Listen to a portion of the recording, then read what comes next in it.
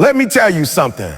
You can't expect to win in life if you're surrounded by people and places that are comfortable with losing. You keep asking why you're stuck, why nothing's changing, why every time you take 2 steps forward, you get knocked 3 steps back. But you never stop to look around. You never stop to add, what am I feeding my mind? Who am I listening to? What am I allowing in my space? So environment is everything. You could have the best seed in the world, a powerful, unstoppable dream inside you. But if you plant in the wrong soil, it ain't going to grow. You put a lion in a cage with house cats long enough, and it forgets it's a lion. You stay in an environment where people complain, blame, and do nothing but survive. You start to think survival is the goal, but survival ain't the goal. Greatness is. You can have the biggest dream, the sharpest mind, the strongest will, but if you're playing in the wrong environment, you won't grow. That's a hard truth most people don't want to face. They blame their circumstances, their lack of resources, their lack of opportunities, but they never look at the soil they've been planted in. Your environment shapes your mindset. It influences your thoughts, your habits, your energy, and ultimately your results. You can't put a high-performance engine into a rusty, broken-down frame and expect it to win the race. You can't expect to reach your potential when you're surrounded by people who have already given up on theirs. You might have the right idea, the right vision, but if the people around you don't believe in it, if the space you're in doesn't support it, you're going to start doubting yourself. Every time you try to do something great, and all you hear are voices telling you it's not possible, you begin to internalize those doubts. Every time you talk about your goals and people laugh, roll their eyes, or stay silent, you start to feel foolish for dreaming. You can only be strong for so long before the weight of a toxic environment wears you down. That's why winners are intentional about who and what they surround themselves with. They don't play with their energy. They guard their space like a warrior guards the gate because they know one wrong influence. One consistent negative voice can derail years of progress. They understand that motivation alone is not enough. Willpower burns out. Discipline wavers. But if your environment is structured for success, it will carry you on the days you can't carry yourself. Think about it. You want to be healthy, but your kitchen is full of junk food. You want to be productive, but your room is a mess and your phone is filled with distractions. You want to get serious about your life, but you keep hanging out with people who are stuck in the same spot, doing the same thing every day, content with mediocrity. That's not a mindset issue. That's an environment issue. The seed is strong, but the soil is dry. And until you change the soil, you're just wasting potential. A winning environment isn't about luxury or status. It's about intention. It's about surrounding yourself with things, people, routines, and energy that elevate you, not keep you in place. Keep you in place. You want to run with lions. You don't live in a zoo. You want to be the best. You don't spend your time with people who don't even try. A winning environment doesn't just support your vision. It speaks life into it. It reminds you of your mission. It helps you lock in when you want to quit.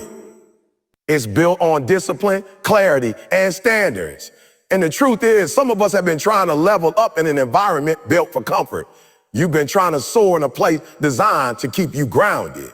You can't expect to move like a champion while living in an atmosphere of complacency. You walk into rooms that drain your spirit, conversations that dim your light, friendships that pull you back into pattern you worked hard to escape, and then wonder why you're not progressing. That's not coincidence. That's the power of environment. You don't have to be in a perfect situation to have a winning environment. You just have to be intentional about creating one. That means clearing out the noise, cutting off distractions, saying no to people who don't get it. Investing in spaces that help you focus. Maybe it means waking up earlier. Maybe it means moving to a new space. Maybe it means turning your phone off when you need to lock in. Whatever it looks like, it starts with the decision that you will no longer let your surroundings limit your future. You don't rise to the level of your goals, you fall to the level of your environment. If the systems around you are weak, your results will be weak. If your space is built for comfort, your actions will follow that pattern. Look around at the people you talk to the most. Are they pushing you or pacifying you? Are they making excuses or making moves? Look at the place you spend most of your time. Does it inspire you or exhaust you? Is it cluttered with distractions or clear with purpose? Every part of your environment is either feeding your growth or slowing it down. It's either pulling you forward or dragging you back. There's no neutral. And the danger is most people don't even realize the damage until it's already done. You think you're just being a loyal, just a sticking it out. But all that time you're wasting in the wrong space is time you'll never get back. You think you're being patient, but what you're really doing is tolerating an environment that's slowly killing your ambition. And once your ambition dies, your purpose becomes blurry. Once your purpose gets blurry, your actions lose power. And when your actions lose power, you stop moving. You stop growing. You stop becoming who you're meant to be. Comfort is a silent killer of progress.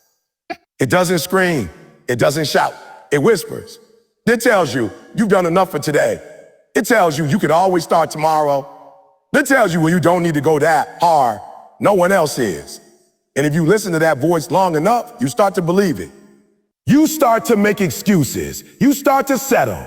You forget that the whole reason you started was because you didn't want to stay where you were. You forget that average is packed with people who once had fire in their eyes, but let comfort put it out. The truth is, comfort feels good now, but it costs you later. It robs you quietly.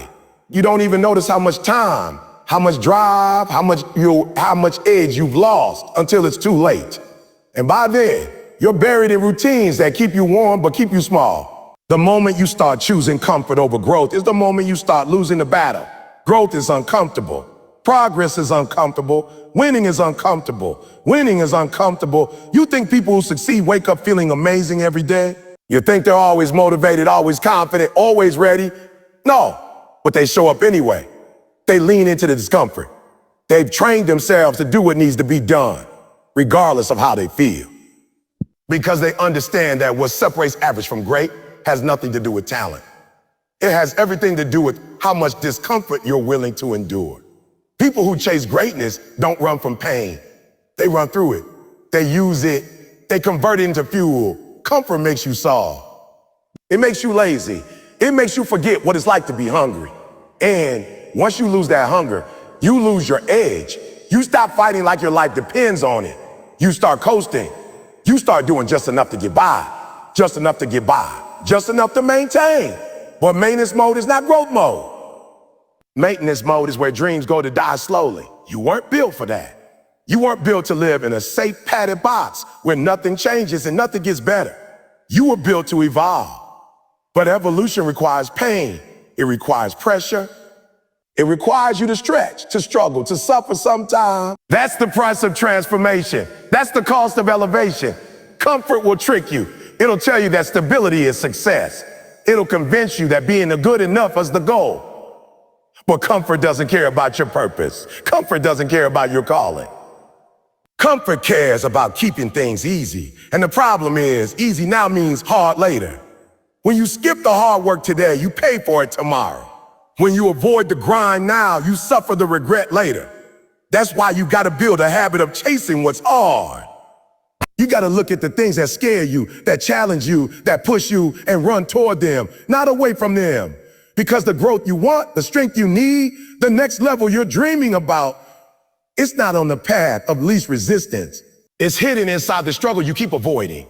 You say you want to be great, but greatness doesn't live in comfort zones. Greatness lives in early mornings, in late nights, in the repetition, in the failure, it's in the grind that nobody sees. Greatness lives in the moments when you keep going after the motivation is gone. When it's just you, your discipline and your decision to rise anyway. That's where champions are made. Not when everything's easy, but when everything's stacked against you and you still show up. When you've got every reason to quit, every reason to slow down, and you still move forward. That's what separates the ones who make it from the ones who don't. People think winning is about trophies, applause, money, attention, but real winning is internal. It's about conquering the voice that says, stay in bed. It's about defeating the urge to settle. It's about choosing discomfort every single day because you know comfort won't get you to where you want to go. You gotta fall in love with the process, not the results. You gotta crave the burn, not the break. Winners aren't made in moments of ease. They're forged in fire. They're shaped by the days they didn't want to go on but did anyway. They're molded in silence, in struggle, in sacrifice. If you're not willing to get uncomfortable, you're not ready to level up. If you're still choosing what's easy over what's right, then don't expect extraordinary results. Don't expect to rise while living low. The people who change their lives, the people who create legacies, the people who inspire generations, they didn't do it by playing it safe. They did it by taking risks, by stepping into uncertainty, by being bold enough to leave behind what was familiar for what was possible. And every time you choose discomfort over comfort, you take one more step toward becoming that person. You take one more step toward your higher self, because the top isn't crowded. It's just that most people aren't willing to climb. You've got to get serious about who you let in your space. You've got to be intentional about who you spend your time with, who speaks into your life, who sits at your table. Because the people around you are either lifting you or limiting you. There's no neutral. Energy is contagious. Habits are contagious. Mindsets are contagious. If you spend your time with people who make excuses, eventually you start making excuses. If you spend your time with people who hate on others, you start seeing the world through the same bitter lens. If you're surrounded by people who are always talking about what they would have done, what they could have been, you start shrinking your own goals to match their regret. You begin to match their pace, their vibe, their thinking. And before you know it, your standards start dropping without you even realizing it. You want to change your life? Change your circle. Get around people who are already living at the level you're trying to reach.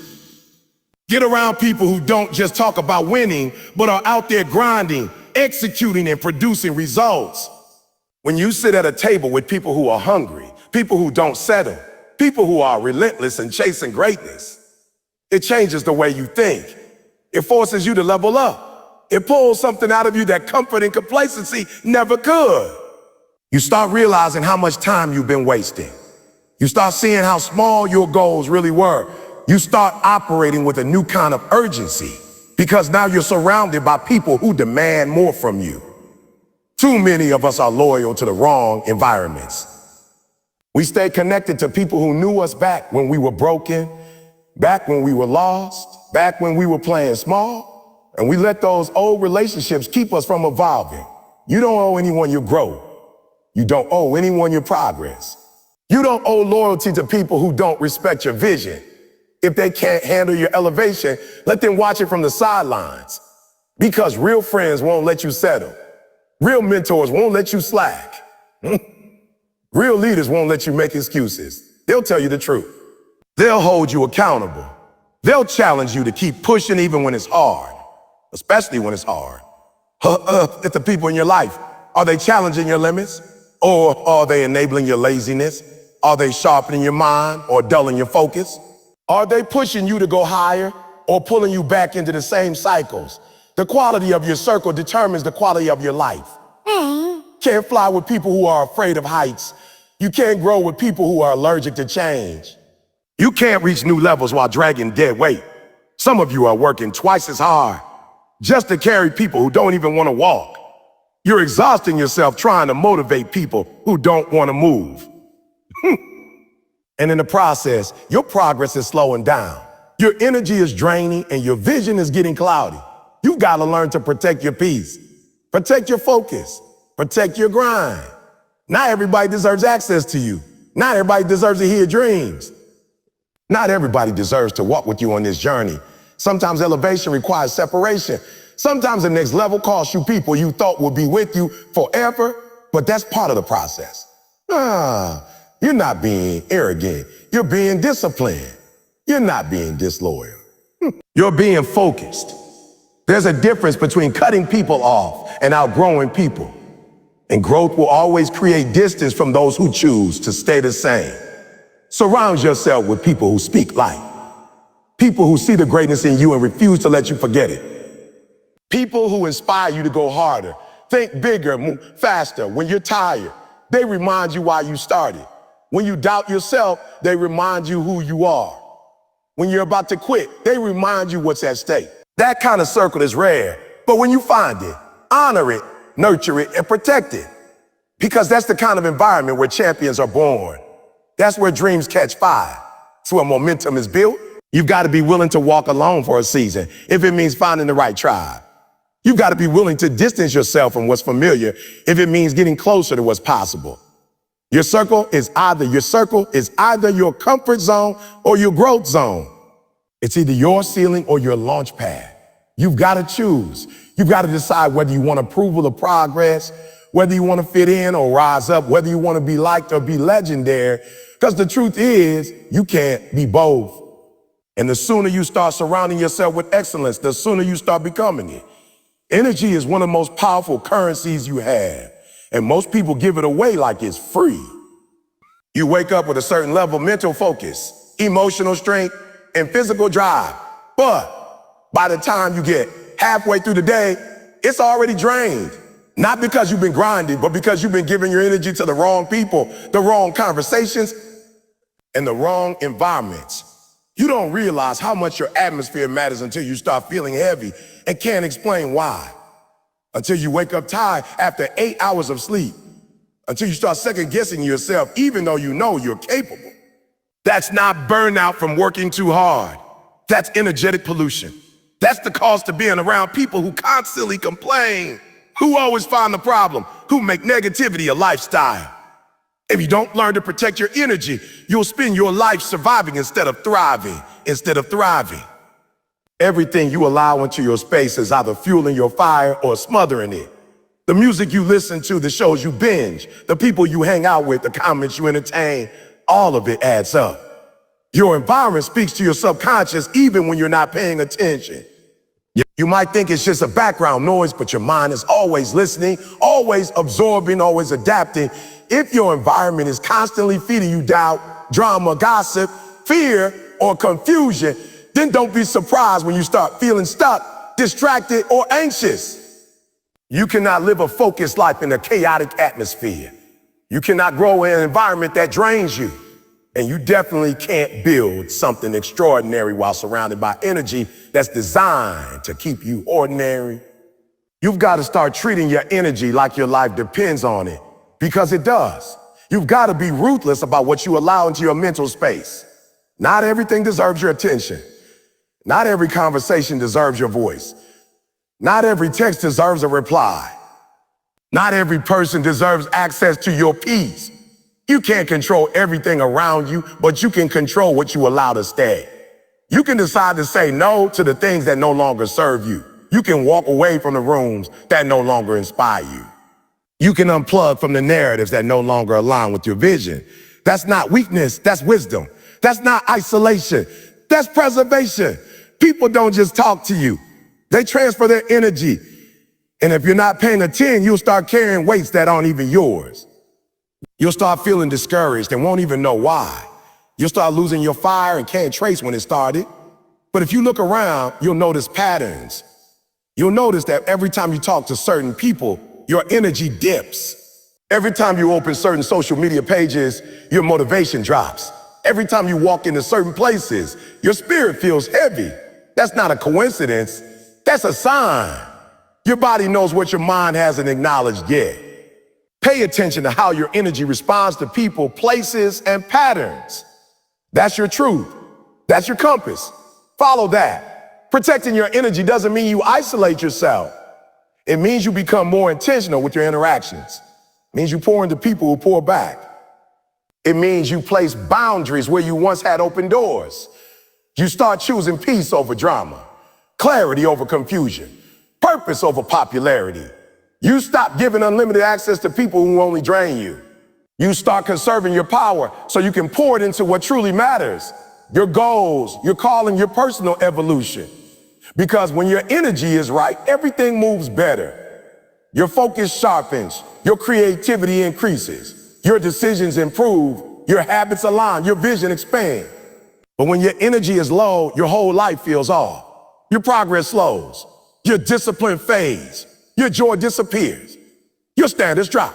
Sometimes it's not your work ethic that's the issue, it's your environment. Sometimes you don't need more motivation. You need a better atmosphere. You need to detox from the voices that limit you and recenter with the thoughts that lift you. You need to disconnect from chaos and reconnect with discipline. That's the invisible war winners fight daily. Not just a battle of schedules and grind, but the war of energy and influence.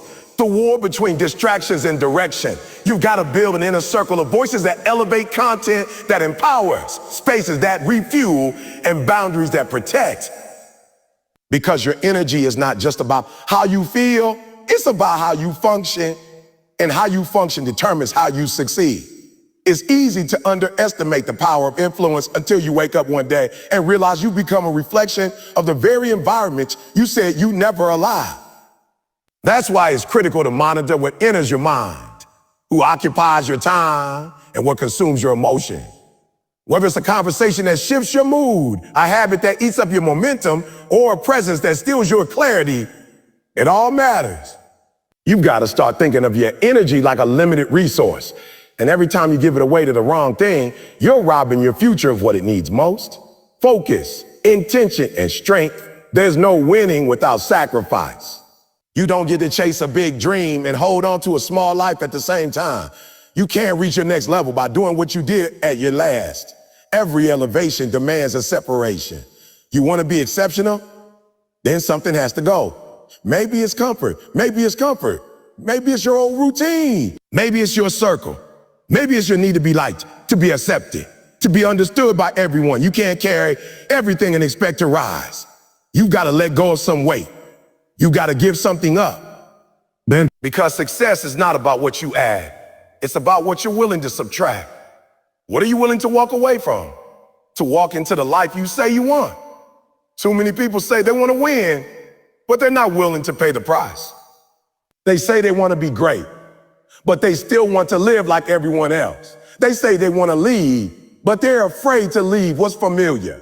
That's not how it works. You don't stumble into greatness. You sacrifice your way into it. You don't get discipline on discount. You don't get legacy on layaway. You got to put something on the altar. Time, comfort, pride, distractions, whatever is in the way has to go. Because the life you want costs more than the life you're living now. And the people who rise are the ones who are willing to pay up front, in full and without hesitation. When you see someone thriving, someone performing at a high level, someone walking in purpose, someone just look at what they have. Look at what they gave up. Look at the nights they spent grinding while others slept. Look at the relationships they had to distance themselves from. Look at the habits they had to break, the fears they had to face, the mindsets they had to unlearn. Winning always looks good from the outside, but it's built on the things you don't see. The choices, the losses, the sacrifices. That's the part nobody claps for. That's the part nobody shares. But that's the part that makes all the difference. If you want to separate yourself, you got to be willing to live a life most people won't. That means getting up earlier. That means showing up when you don't feel like it. That means saying no to things that are good so you can say yes to what's great. That means spending less time explaining your vision and more time executing it. That means choosing discipline over distraction, purpose over pleasure, results over recognition. And the truth is, it's not going to feel good all the time. Growth never does. Sacrifice doesn't feel like winning when you're in the middle of it. It feels like struggle. It feels like silence. It feels like you're giving up everything and getting nothing back. But that's the grind. That's the season most people quit. That's the space where winners are made. Sacrifice isn't just about what you give up. It's about what you're making room for. It's about clearing space for the next level. It's about shifting your energy, your focus, your time toward what matters most. You can't hold on to every opportunity, every comfort, every attachment, and expect to build something meaningful. You've got to prune the unnecessary to make space for the essential. And that requires courage. It requires clarity. It requires conviction, because it's easy to sacrifice when the outcome is guaranteed. Harder when all you have is a vision, when all you have is faith that it'll work out. But that's what separates the committed from the curious. That's what separates the ones who start from the ones who finish. There are going to be moments when your sacrifice won't be understood. People won't get why you're changing. They won't get why you're not showing up the way you used to. Yeah? They won't get why you don't waste time anymore, why you don't engage in nonsense, why your conversations are different, why your standards are higher. That's because they want to sign your purpose. That's because they weren't giving you a vision. And that's okay. You don't owe anyone an explanation. Your future is not up for public opinion. Your destiny is not a group project. You don't need permission to evolve. You just need the discipline to keep going even when no one claps, even when no one understands, even when everything in you wants to go back to what's easy. You have to decide what matters more, comfort or calling, fitting in or rising up, being liked or being legendary. The moment you decide that your purpose is worth more than your preferences, everything changes. You stop making excuses. You stop negotiating with your potential. You stop settling for less just to avoid the cost of more. You start moving different. You start thinking different. You start thinking different. You start acting like the person you were designed to be. And every time you say no to something that doesn't align with your vision, you're saying yes to the version of you that does.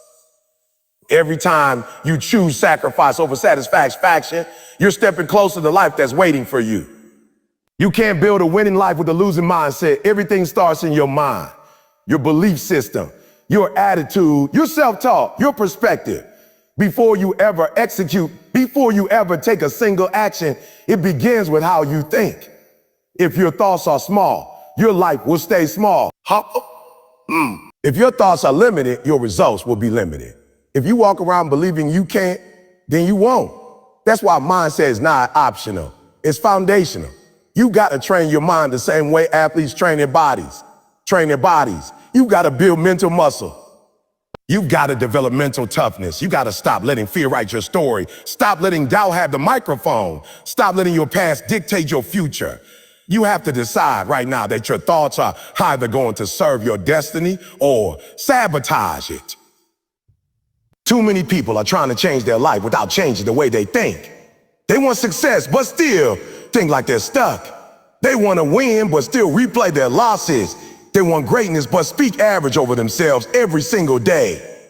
You gotta understand the power of your words. What you say to yourself when no one's around is shaping your life. If you keep saying, I can't, you won't. If you keep saying, I'm not good enough, you'll keep performing like you're not. If you keep focusing on what's missing, you'll keep missing what's possible. Your words are seed and your life is the harvest. You've got to plant faith. You've got to plant confidence. You've got to plant persistence. And then you've got to water those seeds with action, consistency, and belief. Every champion you admire, every leader you respect, every person you look up to, before they ever held a trophy or built an empire, they mastered their inner game. They developed a mindset that refused to break, even when life tried to bend them. They trained their thoughts to stay focused when distractions came. They taught their mind to believe, even when they had no evidence, no support, no validation. That's what separates the winners from everyone else. It's not just skill. It's not just opportunity. It's mindset. It's mental resilience. It's the decision to keep showing up, keep believing, keep pushing no matter what. You've got to take responsibility for your mental environment. You can't allow just anything to live in your head. You got to monitor your internal conversations. When a thought tells you, you'll never make it, you counter that with truth. When a thought says, you're not qualified, you remind yourself that you're called. When a thought says, it's too late, you remind yourself that the timing is perfect. You have to learn how to talk to yourself, how to coach yourself, how to encourage yourself. Because not every day is going to come with applause. Not every moment is going to come with support. Sometimes the only voice pushing you forward will be your own. And if that voice is negative, if that voice is insecure, if that voice is weak, then you're going to fold every time pressure shows up. You got to start believing that you were built for more, that your past doesn't define your future, that your setbacks don't cancel your purpose, that your struggles are training, not punishment. A winning mindset doesn't deny obstacles. It defies them. It doesn't avoid failure. It learns from it. It doesn't fear discomfort. It embraces it as part of the process. You can't keep letting your circumstances dictate your mindset. You got to learn to hold vision even when the current reality doesn't match. That's what faith is. That's what mental strength is. The ability to stay locked in, to stay grounded, to stay driven even when things don't look how you want them to look. Mental discipline means controlling your focus. You can't afford to waste energy on every distraction, every opinion, every setback. You've got to protect your attention like it's your most valuable asset, because it is. Where your attention goes, your energy flows, and where your energy flows, results grow. If you're constantly focused on what's wrong, you're gonna keep feeding what's wrong. If you're always focused on who hurt you, you'll never heal. If you're consumed with fear, your actions will reflect fear. That's why you gotta train your mind to dwell on solutions, not problems. Progress, not perfection. Possibility, not limitation. Your mindset is the thermostat for your life. It sets the tone. It sets the temperature. If your mental temperature is cold, everything in your life feels frozen. But when your thoughts are on fire, when your mind is burning with belief, with clarity, with purpose, everything around you starts to heat up. Opportunities come faster. Ideas come sharper. Energy flows strong. That's why the greatest thing you can do for your future is to strengthen your mindset. Break free from victim thinking, to silence the voice of doubt, to replace fear with action, excuses with execution, confusion with clarity. You've got to look in the mirror every day and remind yourself of who you are. Not based on what the world says, not based on your feelings, not based on your past, but based on your calling, your potential, your commitment to growth. Because the only limit on your life is the one you keep reinforcing in your mind. So now you've heard it, every key, every principle, every truth. Here's the bottom line. None of this means anything if you don't apply it. A winning environment doesn't just happen, it's created. It's built choice by choice, decision by decision, moment by moment. You are the architect, you are the leader, you are the force. So rise up, protect your energy, guard your focus, make the sacrifices, elevate your circle, train your mindset, and every single day walk like you already won. Because when you build the right environment, the victory doesn't just come to you, you become it. Slow.